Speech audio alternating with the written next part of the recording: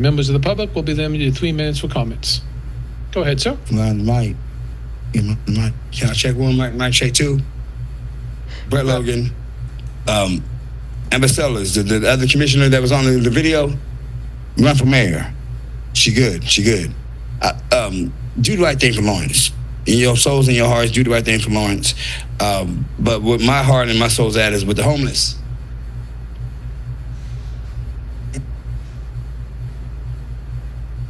Got to do better. Thank you. Other general public comment? Let's see. On the record here. Daniel Lowing, Lawrence residence, 647. Good evening, Commission. This is being directed to, he's not here, Mike Deaver, Craig Owens, Chancellor Douglas Giard, and University of Kansas, Jeff DeWitt. Everyone is preparing for the holidays, soon to be here, though I feel I must share a synchronistic event that is now 17 years in the rearview mirror. The University of Chicago has been a favorite of mine, including the Oriental Institute, for their collection of Mesopotamian artifacts. We will attend events hosted by the Bulletin of Atomic Scientists, the keepers of the doomsday clock, currently 89 seconds approaching midnight. You see, the Lord has shown us that there is a coming nuclear exchange, and our government is totally aware of it. The perception that the new White House ballroom will be equipped with a state-of-the-art nuclear bunker, and it should be. My spiritual gift is a very acute sense of discernment that the Lord has bestowed. Our field research would place us on campus during the presidential run for Barack Obama.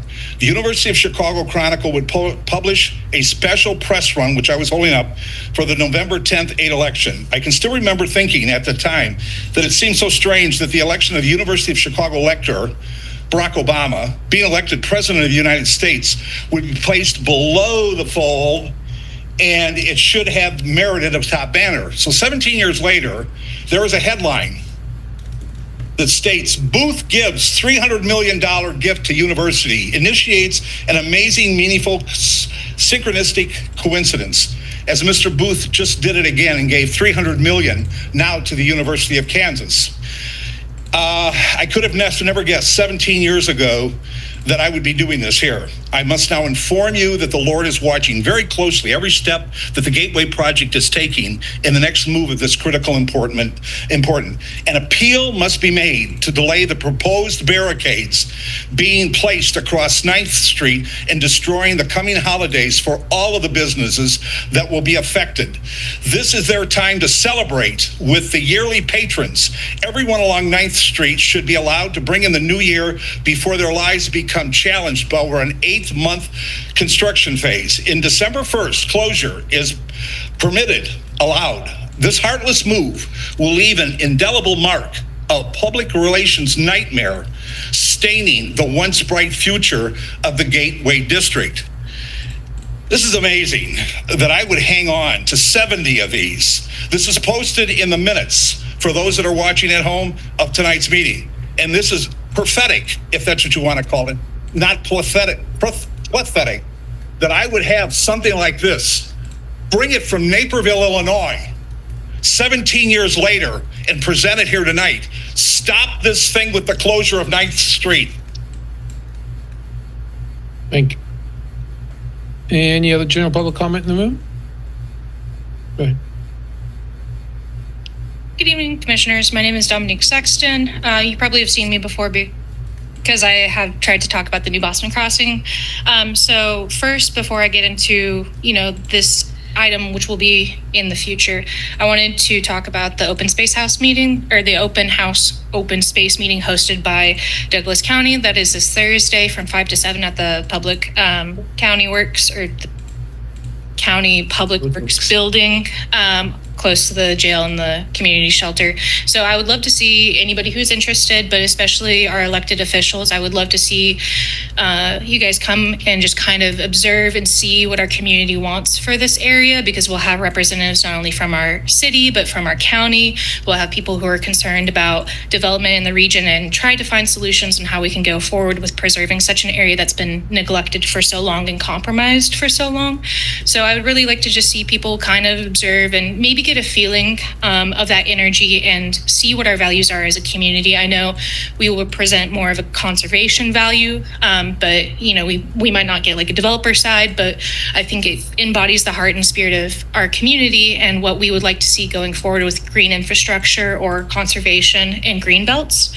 Additionally, I would like to ask the commission, I know you can't do anything about it tonight, but if you can delay the hearing on the new CPA that is scheduled for the 9th, I think that would be beneficial to not only me and what I'm trying to do with advocacy, but for our community to have really large conversations. This piece of land is very contentious, and it's because it embodies conflicting values between what the city wants, what the county wants, what the people want here, what the people want there. There's big conversations that this piece of land is channeling, and I don't think we can solve these conversations just based in a public format where we have to give 3 minutes of conversation and at the end the commissioners have to make like a really big decision. So I would request that you think about that, and if possible, potentially delay it so after the holidays we can maybe gather a bigger group of people, try to get some energy going, and try to have some productive conversations to maybe find a solution, or at least try our best to find a solution to these underlying themes that this project embodies on both sides. Additionally, I would like the commissioners to think about what we want to do going forward with these big values. I know that environmental protection is a forefront of 2040, and this was carefully planned out.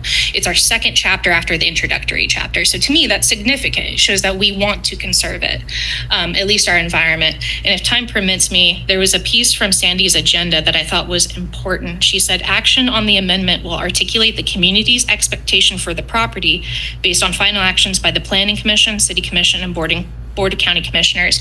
But I think not just this project, but I think this region will be defined by what we do with the new Boston Crossing. So thank you. Thank you.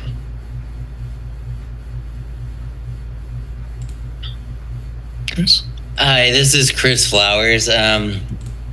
Once again, I'm up here asking that you all, well, I guess not some of y'all, because some of y'all will be leaving next month, but that the commission considers choosing a mayor based on merit rather than tradition. I just want to point something out. Earlier, that resolution you were passing, it's under section 3, under further authority, it does list the mayor like you're giving the mayor financial authority to do something that the rest of the city commission isn't granted authority. So I'm just saying, if the mayor is being granted special abilities, why shouldn't you all be deciding who is going to do the job the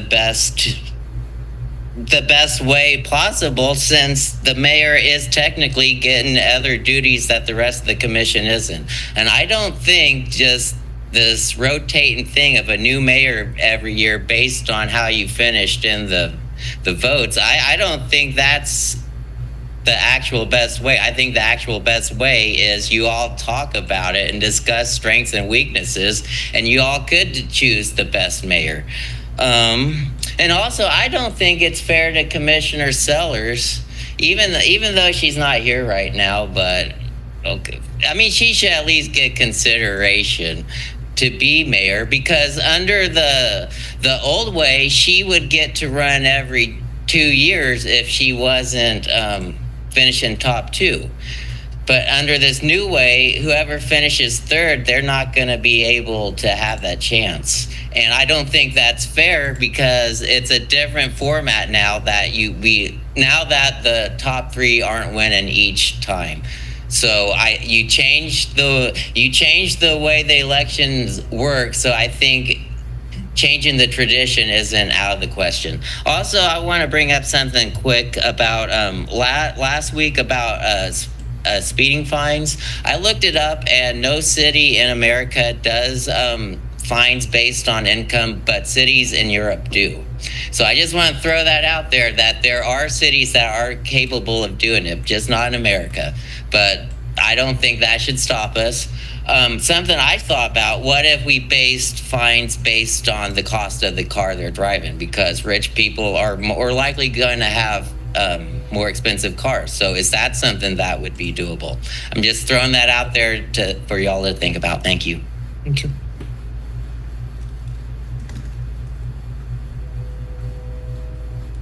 Okay, any online? No. Okay, look for a motion to adjourn. Move to adjourn. Second. All those in favor, say aye. Aye. Aye. Aye. Aye, passes 4-0. Thank you very much. Thank you and good night. Have a good night, everyone. All right.